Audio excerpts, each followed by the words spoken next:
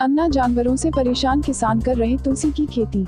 UP के हमीरपुर जिले में अन्ना जानवरों से चौपट होने वाली फसल के नुकसान और बेहतर आमदनी का तरीका किसानों ने निकाल लिया है, जिसमें सरकार की अहम योजना का लाभ उठाते हुए अब कम लागत में किसान ऐसी फसलों को बोना शुरू कर दिया है जिसमें अन्ना पशुओं से होने वाले नुकसान से भी निजात मिल रही है। साथ ही लोगों को रोजगार के माध्यम से आमदनी भी चौगुनी हो रही है। ऐसे में अब किसानों के चेहरे में खुशी देखने को मिल रही है। ऐसी ही एक रिपोर्ट देखिए तुलसी की खेती करने वाले किसान धीरेन्द्र उर्फ उत्तम सिंह की।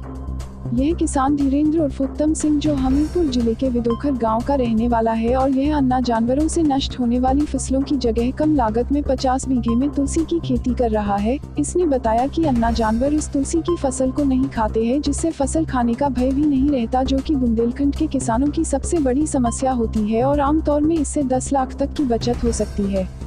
वहीं उमेश चंद्र उत्तम जिला उद्यान अधिकारी ने बताया कि राष्ट्रीय आयोजन मिशन योजना के द्वारा किसानों को आयुर्वेद की खेती के लिए प्रोत्साहित करते हैं, जिसमें तुलसी, अश्वगंधा व अन्य आयुर्वेद की अन्य खेती को बढ़ावा दिया जाता है।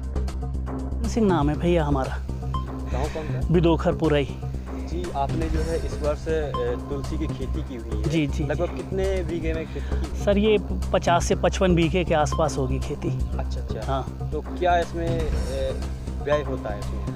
अब तो सबसे बड़ी चीज़ तो ये हो जाती है कि जो हमारे छोटे वर्ग के लोग हैं, महिलाएं हैं, जो बेचारी बाहर नहीं जा सकती, उनको सबसे पहले काम मिल जाता है। रुपाई का काम है, निराई का काम है, परमानेंट उनको काम रहता है।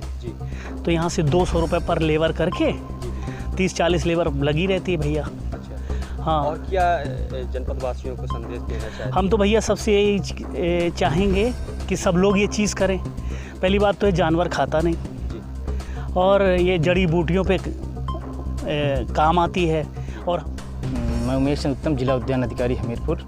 ये विदोखर गांव में इस बार पहली बार यहाँ पर श्री पुत्तन सिंह द्वारा तुलसी की खेती प्रारंभ की गई है। उसी के परिप्रेक्ष्य में यहाँ पर तुलसी की खेती की फसल का निरीक्षण करने आए हुए थे।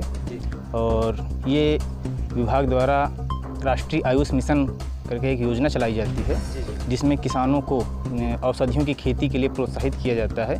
उसमें तुलसी, अश्वगंधा, सर्पगंधा और भी अन्य कई औषधियों की खेती शामिल है।